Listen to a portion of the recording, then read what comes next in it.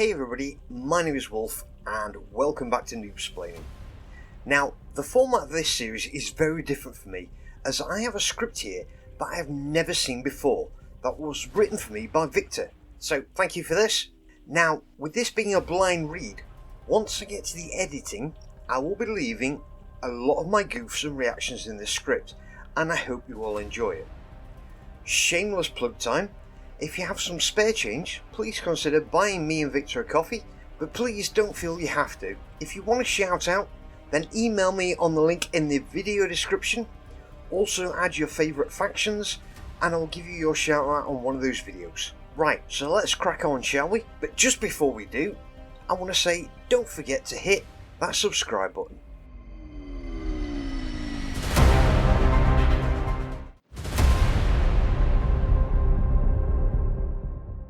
Okay, so as I mentioned in the intro, this is the first time ever I have seen this script. So, here we go. So, I felt it only right to start with the poster boys of the franchise. Everybody's favourite genetically enhanced killing machines, the Adeptus Astartes. And I will have to preface all this by saying there are so many different chapters by the 41st millennium, there is no way any single good bar or stupid thing could apply to all of them across the board. So I've picked a few options that I feel can apply to most of them, and while there will be exceptions to every rule, there will be minority exceptions. Now, there's a whole lot to love about the flamboyantly coloured grandsons of Emperor Chris, because they are specially selected, trained and equipped to deal with the most heinous and part-shittingly horrifying enemies the galaxy has to offer. Every single one of them is a Herculean warrior of unmatched skill and bravery. I'm going to have to do that again. Every single one of them is a Herculean warrior of unmatched skill and bravery. If you're a fan of mythical, larger-than-life heroes like Beowulf, Odysseus, or Let Me Solo Her from Elden Ring fame, this is a great faction to start off with, as you can pretty much think of them as an army of those guys equipped with automatic, large caliber, explosive slug throwers, and enough heavy armour to make your mother's bathroom scale beg for mercy. Now, I don't know about you, but the prospect of a mythological demigod of war heroically putting himself between the empire he has sworn to protect and the uncountable gribbly shit eels that would tear it all down is what I consider pretty fucking awesome. I mean, who doesn't love the old noble knight vs dragon story? And with the Space Marines, that is their wheelhouse, except for the Night Houses. Nobody can pull off a chivalrous hero striding into battle to ruin some poor heretic's day quite like them. This is true. Another reason to root for the galaxy's most brutal Boy Scouts is because there are so many chapters that vary so much from each other. There is absolutely at least one that fits with your specific way of waging war and morals, or lack thereof. Yes, this is very true. If you're a more conservative general, then sipping tea and eating crumpets behind an enormous wall bristling with cannons as an imperial fist probably be a pretty good fit for you. You know what, that's the best description I've ever heard of them. If you'd rather throw your boiling hot tea in the face of a disgusting fucking abomination or heretic up close and personal, then it's got to be the Space Wolves. Yep, it's the Space Wolves. We'll encourage your reckless want for melee. Or, if you could even play as the Marines Malevolent,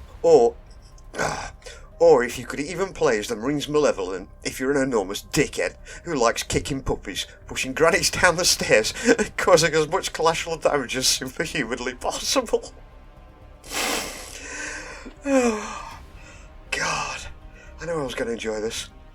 Lastly, and admitted, more of a meta reason for fresh players to gravitate to them is a double-edged sword, and could have just as easily end up being in the bad segment, is that being the de facto main characters of the setting, there is no shortage of reading material. While compiling data for this script, the writer was able to count as many as 100 Space Marine focused books, before realising he'd spend all his prep time for this video, tracking down and counting each one if he kept going. So there's more than enough reading material to keep any Astartes fanboy busy, till Big Chris himself comes to kick in their door and unify their town. This does rub the community the wrong way sometimes, as they feel like nobody gets as much love as the Space Marines, but I say they've earned their position upon which they sit. After all, Games Workshop isn't going to spend a whole lot of time and effort fleshing out armies that nobody's buying. Sorry, but I'm looking at you, Dark Elder, this is true. Not sure if there's much of a market for 40,000 Shades of Grey. Wait a fucking minute! Yeah, I know you'd read it. You're a fucking degenerate, mate. You know these things wouldn't take your skin, right? What do you mean you're fucking counting on it? I'm I'm beginning to suspect there's something wrong with this scriptwriter. While there's a whole lot to enjoy about the Adeptus Astartes, there is easily just as much to hate. One thing in particular that is a little hard to ignore is the fact that the Space Marine recruitment is a process where young boys, not men, boys, are taken from their homes and families to be abused. Sounds like the Catholic Church. Trained and brutally surgically modified into 8-foot-tall biological weapons with a raging hard-on for violence. Yeah, sounds like the Catholic Church. There is no going back either, as the best case scenario for failure amongst these boys is to be allowed to serve as a serf, sort of like a medieval house servant, by whatever chapter plucked you up in the first place. It is, however, just as common for failed aspirant children to instead be executed or turned into servitors, the nightmare cyborg slaves that the Imperium uses for menial labour. They're breaking a few eggs here to make post-human omelettes.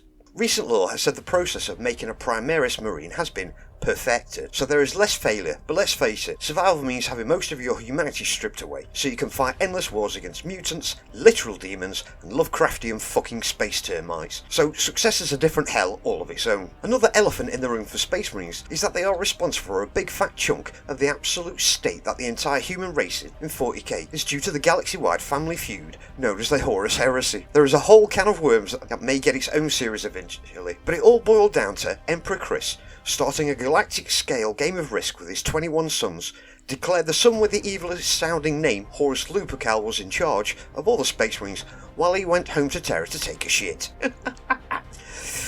Long story cut tragically short, Horus, with half Space Marine legions, waged a civil war where Horus finds God, half the legions defect from the Imperium. Oh shit, I just realised I read that paragraph wrong. Long story cut tragically short, Horus, with half the Space Marine legions, waged a civil war where Horus finds God, half the legions defect from the Imperium, and Emperor Chris gets kicked in the head by a horse and left confined to an expensive chair for however long he may technically live. How many Chris's are we going to lose to horses? I mean Horus. Anyway, this has had long-reaching and devastating effects on the entire galaxy. The sort of event that humanity has never really recovered from, and no number of heroic deeds in the 10,000 years since has turned that frown upside down.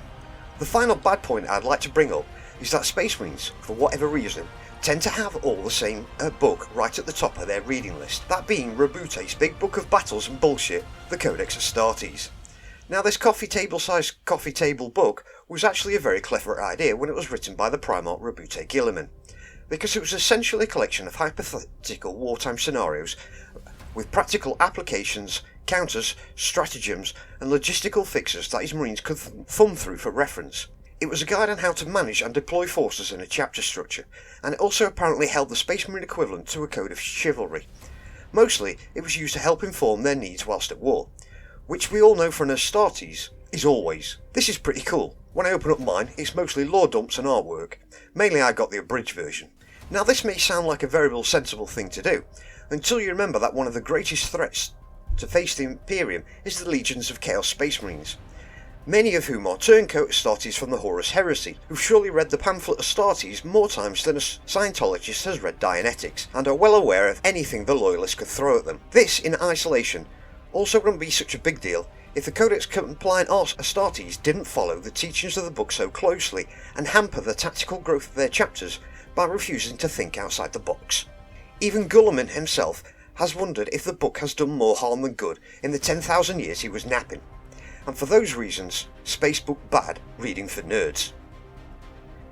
Because of the size, speed and overall betterness of Space Marines compared to a regular person, regular people tend to suffer a phenomenon called a transhuman dread, where upon seeing Astartes in the flesh, their brain will immediately shut down for a second so it can focus on processing what it is seeing and filling the person's pants with diarrhea. Just imagine having some uncanny valley shit occurring right in front of you. That is the sort of feeling they give you just by being around. This, in addition to the sheer destructive power of their arsenal, often makes them a hilarious liability to friend just as much as foe. I alluded to this sort of thing earlier when I mentioned the Marines' malevolent, but sometimes the Astartes showing up is the worst possible thing that can happen to a battlefield and causes more problems than solutions, because the collateral damage is enough to make you wonder if Exterminatus wasn't such a bad idea after all.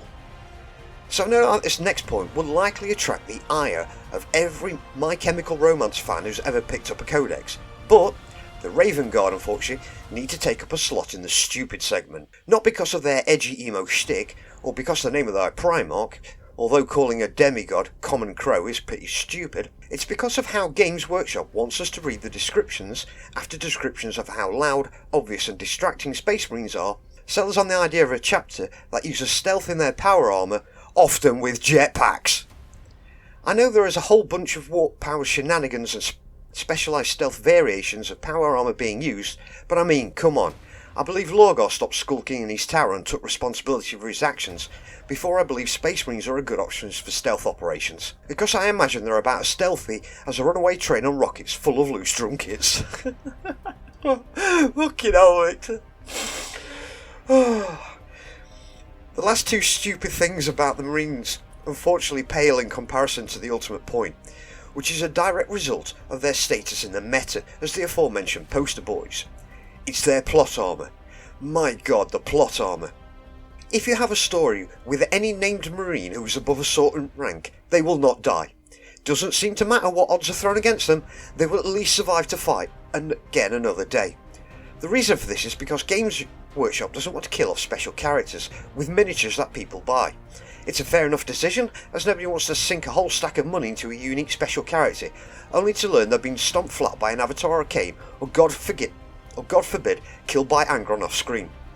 But it does lead to situations where characters will miraculously survive impossible scenarios, and it's hard to not notice once it's been pointed out. So, thanks on behalf of any noobs listening to the scriptwriter for doing that, you enormous dick. Also, it's pretty stupid that Land Raiders are not a compulsory unit requirement for every Marine list. If there is a problem, there has existed a flavour of Raider to fix it, because Land Raiders are fucking cool. That should just wrap it up for our first episode of this new series. I'm eager to hear down below what some of your favourite good, bad or stupid things are about these starties. Is there the commitment to Guilliman's book more useful than damning? Do you think Victor will ever have his Dark Eldar fantasies realised?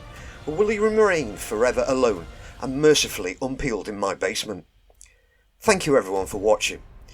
We know you've only got a finite number of hours in the day, so we appreciate that you're willing to spend some of them with us. As always, don't forget to like, subscribe, but more importantly, share with any noobs that could use a good splaining. Thank you very much, and we'll see you in the next video. Oh shit, I just realised I read that paragraph wrong.